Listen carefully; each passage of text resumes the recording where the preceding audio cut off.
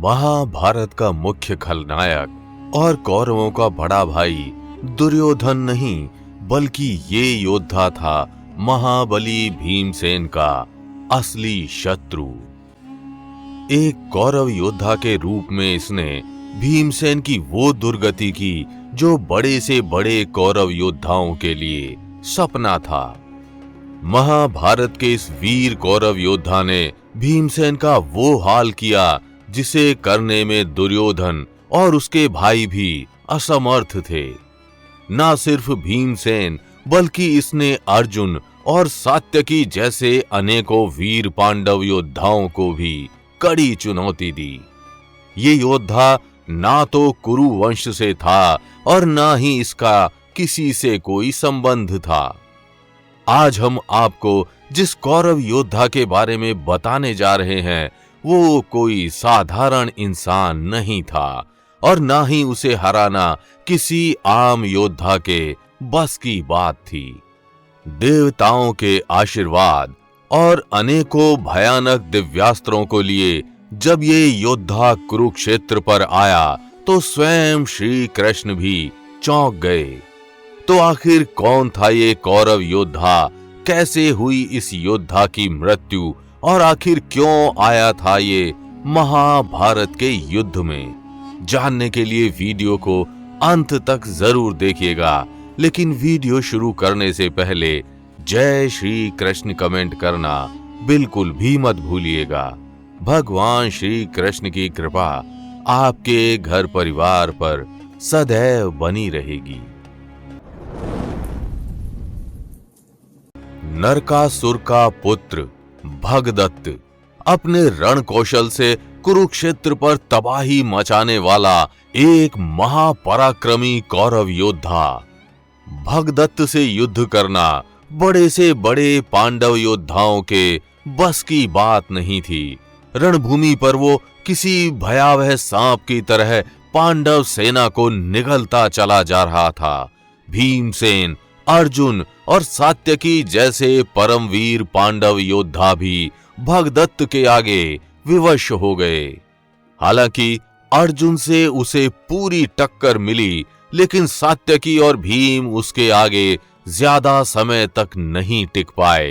एक लंबे युद्ध के बाद तंग आकर भगदत्त ने अर्जुन पर भगवान विष्णु का वैष्णव अस्त्र चला दिया, जिसका उत्तर ना तो अर्जुन के पास था और ना ही कोई अन्य पांडव योद्धा इससे बचाव का तरीका जानता था। ऐसी कठिन घड़ी में श्री कृष्ण ने अर्जुन को बचाया और वैष्णव अस्त्र को अपने ऊपर सहन कर गए।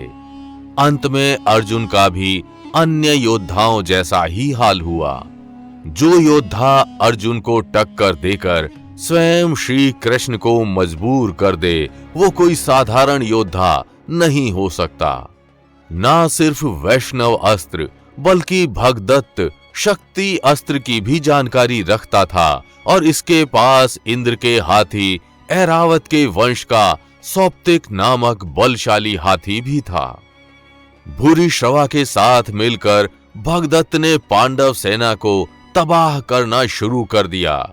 तभी उसकी टक्कर महाबली भीम से हुई।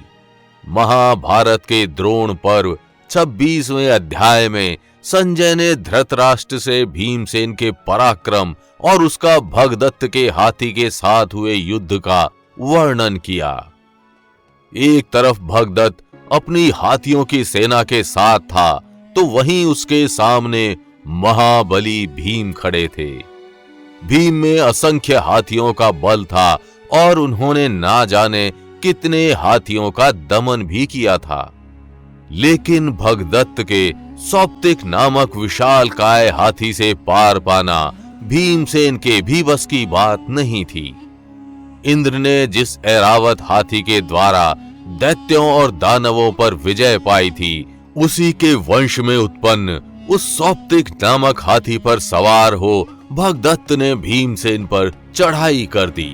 वो हाथी अपने दोनों पैरों और सूंड से भीमसेन पर प्रहार करने लगा और उससे बचने के लिए भीम इधर उधर भागने लगे। हाथी और भीमसेन दोनों क्रोध में थे और एक दूसरे को चोट पहुंचाने के लिए बेचैन थे। शायद जीवन में पहली बार भीम का सामना ऐसे हाथी से हुआ जो उन पर भारी पड़ रहा था। अंत में भीम ने उस हाथी को चकमा दे दिया और वे उसी के शरीर में छुप गए। जैसे ही उस हाथी का ध्यान भटका, भीमसेन वहां से भाग खड़े हुए। इसके बाद महाभारत के युद्ध में भागदत्त के जीवन का वो निर्णायक दिन आया जब उसका सामना अर्जुन से हुआ। इससे पहले युद्ध में जितनी भी बार अर्जुन और भगदत्त लड़े, युद्ध का कोई परिणाम नहीं निकला। महाभारत के युद्ध से पहले भी इनकी एक बार टक्कर हो चुकी थी।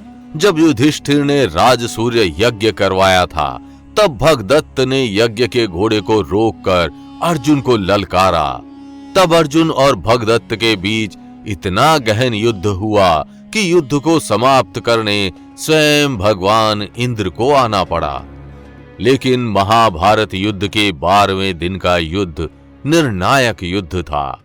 इसी युद्ध में श्री कृष्ण ने अर्जुन और अन्य पांडवों को भगदत्त के वैष्णव अस्त्र से बचाया था।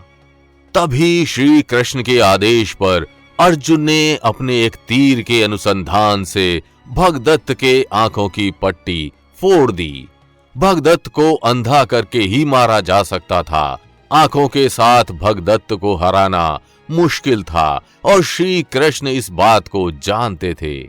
इस प्रकार श्री कृष्ण की सूझबूझ और अर्जुन की वीरता ने कुरुक्षेत्र की भूमि पर एक और कौरव योद्धा का अंत कर दिया। महाभारत के उन अनंत वीरों में भगदत्त भी एक अन्य वीर योद्धा था। कौरव योद्धा भगदत्त नरकासुर का पुत्र था, जिसने देवासुर संग्राम में असुरों का साथ दिया था। नरकासुर इंद्रदेव को अपना शत्रु मानता था और उसने इंद्र के कवच कुंडल भी छीन लिए थे। इस प्रकार नरकासुर देवताओं के वश से बाहर हो गया और देवताओं पर हावी होने लगा। देवराज इंद्र ने नरकासुर के दुष्कर्मों को देखते हुए भगवान श्री कृष्ण की सहायता मांगी। नरकासुर का वध भगवान श्री कृष्ण ने अपने सुदर्शन चक्र से किया था और इसमें उसकी सहायता सत्यभामा ने भी की थी। दोस्तों, नरकासुर प्राग ज्योतिष राज्य का सम्राट था। प्राग ज्योतिष आज के समय का आसाम राज्य है। नरकासुर की मृत्यु के बाद उसका पुत्र भगदत्त प्राग ज्योतिष राज्य का राजा बना। ऐसा माना जाता है कि जब श्री कृष्ण ने नरकासुर का वध किया था, तब उन्होंने भगदत्त को उसकी माता भूमि देवी के कहने पर जीवन दान दिया था। नरकासुर के समान ही भगदत्त भी बड़ा ही शक्तिशाली था। उसको अपने पिता से ही शक्ति और वैष्णव अस्त्र प्राप्त हुए थे। लेकिन वो एक कुशल योद्धा होने के साथ साथ बुद्धिमान भी था और हर निर्णय बुद्धि के बल पर ही लिया करता था। शायद यही कारण था कि उसके देवराज इंद्र से अच्छे संबंध थे। तो यदि आपको भगदत्त की ये कहानी अच्छी लगी तो वीडियो को लाइक व शेयर कर चैनल को सब्सक्राइब करना बिल्कुल भी मत भूलिएगा।